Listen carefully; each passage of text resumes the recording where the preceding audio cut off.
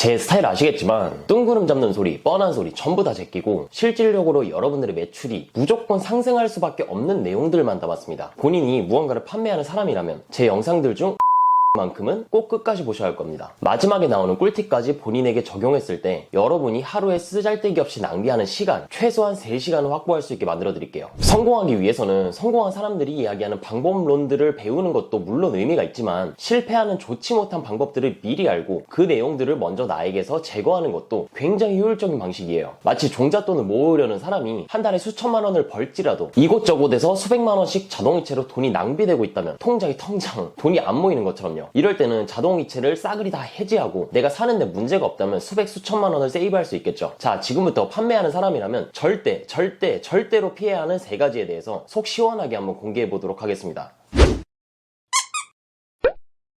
판매자라면 반드시 피해야 할 탑3. 3등은 바로 진상 고객에게 에너지 쓰는 것이에요. 이거 진짜 판매자분들이라면 크게 공감하실 내용일 거예요. 우리가 아무리 정직하게 판매를 하고 완벽에 완벽을 가하더라도 우리는 AI가 아니니까 불량품이나 실수가 무조건 존재할 수밖에 없죠. 이게 사람 냄새 나는 거 아닙니까? 뭐 이런 일이 발생하더라도 2가지에 대해서는 우리가 명백하게 판매자로서 잘못했기에 정중하게 사과하고 교환이나 환불을 하면 문제가 없어요. 그러나 우리의 멘탈을 박살내는 건 바로 이유 없는 진상입니다. 정말 작은 꼬투리 하나로 악심을 품고 댓글, 후기, 카톡 채널 모든 걸 다 망쳐버리려는 그런 사람들이 있죠. 제가 느끼는 정말 극으로 가는 진상들의 심리는 자기가 손해보는 걸 정말 0.1%라도 참을 수가 없고 손해를 입힌 상대방의 인생을 파멸시키면 희열을 느끼는 거라고 생각이 들 수밖에 없어요. 여기서는 우리가 뭐 논리적으로 A부터 Z까지 조져서 진상 고객들을 납득시키는 것 자체가 불가능해요. 우리는 이성적이지만 고객은 한없이 감성적이기 때문이죠. 물론 제가 진상 고객을 피하라고 해서 CS를 대충 하라, 뭐 안 하라는 게 아닙니다. 진상들에게 붙잡혀 하루 종일 신경 쓰고 대응해야만 하는 그 자세를 버리라는 말이에요. 실제로 월 매출 1억을 넘게 하시는 제 지인 유통사업가 한 분은 N만 원의 미만의 손실이 나는 모든 CS는 환불 처리한다고 들었습니다. 저도 이와 마찬가지로 불만에 대한 확실한 명분이 없는 그런 진상 고객에 대해서는 대처를 잘 하지 않고 가급적이면 환불을 하거나 사과를 해요. 여기서 감정 대 감정이 맞짱을 뜨면 그대로 경찰서 가는 거예요. 제발 기를 쓰고 이기려고 하지 말고 그냥 넘어가세요. 저는 제 시급이 현재는 100만 원이라고 생각하고 살아가요. 그래서 1대1 컨설팅의 비용도 이와 동일하게 측정했고요. 만약 내 시급이 100만 원인데 CS를 대응하는데 3시간을 날리면 나는 300만 원 그 이상의 손해를 보는 거죠. 그 시간에 내 멘탈이 박살나는 비용 제발 당장 눈에 보이지 않는다고 무시하지 마세요. 이런 일이 일주일에 2번이 생기면 최소 4일은 내 업무에 치명타를 입은 채로 일을 하니까 업무량이 박살난다고 생각하시면 됩니다.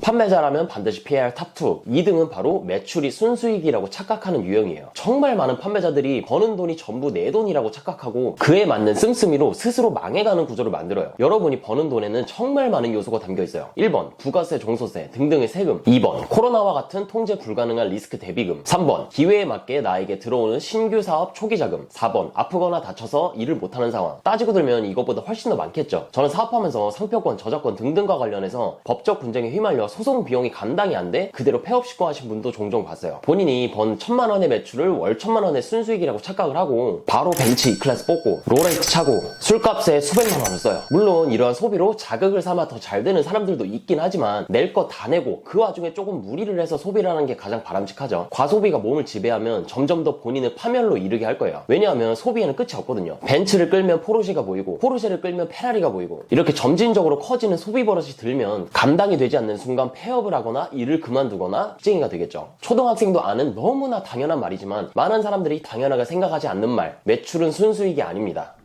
판매자라면 반드시 피해야 할 탑1. 바로 1등은 집 침대예요. 제가 실제로 영업사원을 할 때 가장 한심했던 사람들이 1번 아침 미팅하고 집으로 가서 자거나 2번 바로 어디 감자탕집 가서 낮술을 때리는 사람. 1번은 뭐 컨디션 관리라는 측면에서 합리화를 할 수 있지만 2번은 그냥 이런 사람들은 돈 벌고 싶다고 하면 안 돼요. 낮술을 때린다고? 라고 생각하실 수도 있지만 전국으로 보자면 이런 분들 상당히 많을 겁니다. 그래도 일단 너무 희박한 비율이니 1번에 해당하는 집과 침대에 대해 이야기를 해볼게요. 판매자라면 잘 팔리는 날이 있고 안 팔리는 날이 있죠. 언제나 항상 매출이 우상향하는 건 너무 환상적인 일이고 저도 5년을 이 바닥에서 있어보니 매출 곡선은 항상 물결처럼 파동을 쳤어요. 인센티브가 적용되는 사업가나 프리랜서가 어려운 이유는 100% 자유라는 게 주어지기 때문이에요. 역설적이게도 적절한 통제가 있는 경우가 우리는 더 자유롭습니다. 그 중에 안 팔리는 날 판매자들 중 대다수가 사무실에 가자마자 어제 많이 팔았으니까 오늘 좀 쉬자 라며 집에 가서 자요. 그 한 번의 휴무가 2번이 되고 2번이 한 달에 10번이 되고 점점 더 몸의 게으름, 나태함이라는 게 지배 지배하게 됩니다. 조금만 힘들면 집, 조금만 아파도 집, 조금만 스트레스 받아도 집, 집에서 침대에서 자면 편하죠. 근데 이것도 관성이 붙어서 점점 더 편한 것만 찾게 되는 본인의 모습을 볼 수 있을 겁니다. 저는 이런 마음이 들 때 헬위크라는 이근대위님이 기획한 유튜브 영상을 종종 봐요. 보면서 이런 생각을 합니다. 내가 지금 피곤한 상황이 잠도 안 자고 저 물속에서 뒹굴고 있는 저 사람들보다 더 괴로울까? 어차피 저 사람들도 인간의 극한까지 가는 훈련을 받고 다 살아남았는데 내 눈앞에 피곤 정도는 버텨도 죽지 않을 것 같은데, 이렇게 나태함이 스물스물 올라올 때는 차라리 의자에 앉아서 10분에서 20분 정도만 낮잠을 자세요. 저도 몇 년째 판매를 하다 보니 잘하는 놈이 이기는 게 아니라 버티는 놈이 이기는 그런 시기도 무조건 있었어요.